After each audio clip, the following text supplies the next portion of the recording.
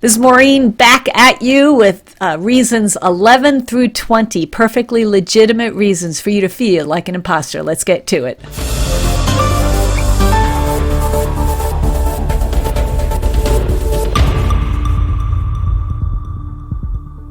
Now, some of these reasons may be overlap or a little repetition from things I've covered in some of my past videos, but, hangeth thou in there, oh baby. We're going to get through this. Reason number 11. Again, this is one of the repetitions. If you are in the world of academics, whether you are a student, a graduate student, a graduate assistant, a teaching assistant, a full professor, even an administrator, a principal, a staff worker, believe it or not, even staff workers feel imposter syndrome. Why? Because they're rubbing shoulders with, the Nobel laureates and the high-end professors. But if you are in the academic world, legitimate for you to feel like an imposter. Number 12 is semi-related to this. If you are a recent college graduate. Oh gosh, I remember this like it was yesterday. What a culture shock that was. To go from 4 years in a kind of a cocoon of college, and I was semi-independent, kind of living a little bit more adult, but now I'm kind of thrown into the real world where, what do you mean I don't get 3 weeks off in December for Christmas? What do you mean I don't get June and July completely off? What do you mean I only get these certain days off? What do you mean I have to clock in and clock out? What do you mean I only get 35 minutes for lunch? Culture shock. That was part of it. And then the other part of it was, oh my gosh, this ain't Kansas anymore. This is real life. These are adults that I'm working with, seasoned adults, experts in their field. They come from different backgrounds. They come from different parts of the country. I kind of have to learn to get along with them. If some of them I don't like, or if they don't like me, how am I going to maneuver and navigate through this? In college, you can kind of pick and choose and find your tribe. But when you're in the workforce, therein is your tribe. So it's easy to feel out of place, in over your depth, and feeling like you're not going to measure up. And plus, for the most part, employers know you're new, you're green, you're raw.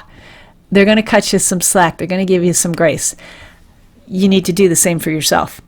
You can't hold yourself accountable to a standard that is not fair to set for yourself yet. You simply don't know enough yet. Give yourself some time to learn, adjust, and develop. I promise it's well worth the effort. Just give yourself a break.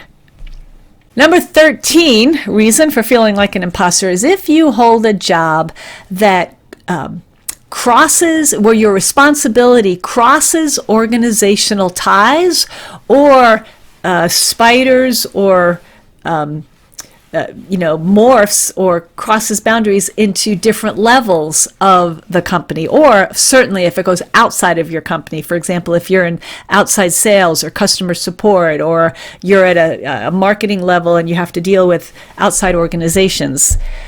Anytime, especially cross-organizationally, you've got a language barrier. Having the manufacturing group talk to the development group, to having IT talk with the legal team.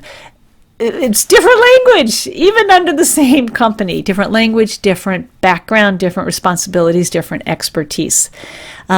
Anytime your job is you're responsible to touch base with, have FaceTime with, get permission from people that are above you, it is so easy to fall into the trap of, I got to talk with the big boss, or I've got to go to the front office. Resist the temptation to do that. They're just regular people. They just have different jobs, sometimes with a higher paycheck. But don't let that freak you out. In my strategies, I talk about owning your greatness and knowing what it is that you bring to the table. I highly recommend dig a little deeper in my content to find that, because that's going to go so far to help alleviate and kind of bring down the volume of your panic if you cross organizational lines. Number 14, if you are a person where you come from a different background, a different region, a different socioeconomic background from your coworkers, you're going to feel a little different.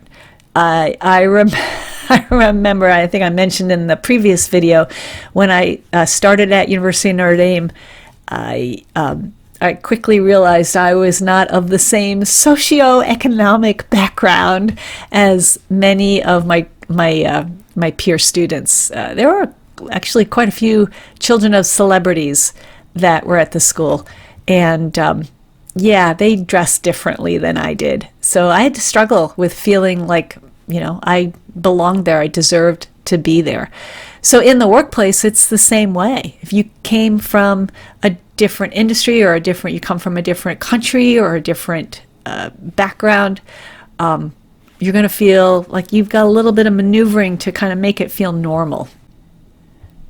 Number 15, if you work in an environment that fosters competition, if it fosters achievement over collaboration, if it fosters sole accomplishments as opposed to teamwork, it's easy to feel like you're not going to measure up. I worked for a retail company that consistently would list the top 5 people in each district or each region. The thing is, my location was a small location, low traffic location. Even though I was one of the top people at my location, I never made it to the top of the geographic location just because of the size of our store and the location of our store. I was never going to. So did I feel like I didn't measure up? Sometimes I did. So if you work in an organization that fosters competition and individual accomplishment as opposed to team accomplishment, that's not a bad thing, but is it a you thing? And is it going to foster or alleviate your imposter syndrome? You need to decide if that's a kind of a culture that you want to be a part of. Number 16, reason for feeling like an imposter. This is something I experienced at NASA. You work in an organization that doesn't adequately or effectively highlight mentoring. Now at NASA, they said we were assigned mentors, or that we could ask for a mentor, or that the people in our group would be our mentors. But in reality, it really didn't happen. I really kind of had to figure out a lot of things all by myself. And, I'm not a very good teacher of myself. I'm not a good teacher. I'm not a good student. And, you put that together in the same person, and sometimes it was a train wreck.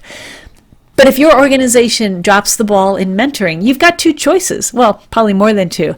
You can either facilitate the mentoring yourself, go find a mentor, go ask to be mentored, or you can just kind of put on your big girl, big boy panties and make it work yourself.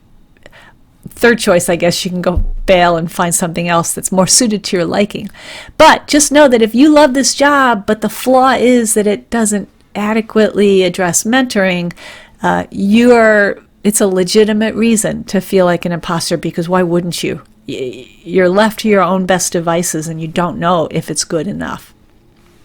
Number 17 is a repetition from the past video. If you work alone, I mentioned specifically entrepreneurs, sole entrepreneurs, but even if you are in a work environment where your work is pretty solitude, it's your project, your expertise required for the project, or maybe you truly are isolated from other people in your building, you're going to feel, it's easy to feel like an imposter because you don't have that relational feedback. You don't have the closing of the loop, that interpersonal connection, which is so powerful in alleviating imposter syndrome.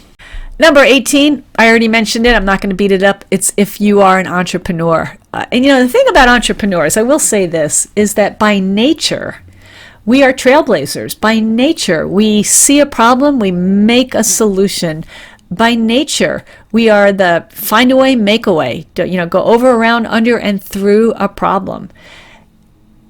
But when there's something that really stops us dead in our tracks, and we look around and think, I don't have anybody to delegate to or hold my hand through, it's easy to feel like this is it. This is going to take me out.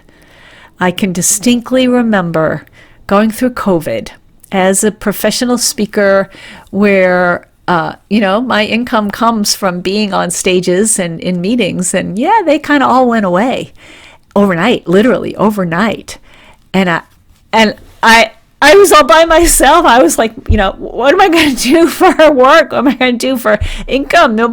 I could do virtual. So, a lot of us did, but I didn't know what I was doing. And oh my gosh, I felt so stupid. I felt so inadequate and incompetent. And, it was a tough road. It was a tough road to ride for a while. So that's a legitimate reason for feeling like an imposter if you work alone or if you're an entrepreneur. Number 19 is, and I labeled this one, if you still struggle with the mute button, meaning even if there's something that you repeatedly have to do, and that you still struggle with getting it right. For some reason, it doesn't come easy. It's a struggle. It's a burden. It's not clicking, but it's something that you still regularly have to do. It is so easy to beat yourself up, flog yourself, and say, I'm never going to get this done. I'm so stupid. You're not stupid.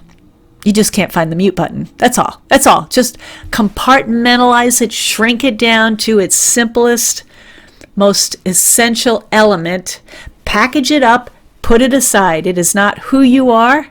That it doesn't define who you are. It is just simply a limitation of a skill. That's it. Don't give it any more power than that. Having said that, it is understandable when you are trying hard to repeatedly perfect or improve or, become an expert at something, and it's elusive. It's easy to feel like you are an imposter. And finally, reason number 20 kind of circles back to reason number 1. In the previous video, reason number 1 was if you are raised by humans, it's a legitimate reason to feel like an imposter. Reason number 20 is if you are human, it is legitimate reason to feel like an imposter.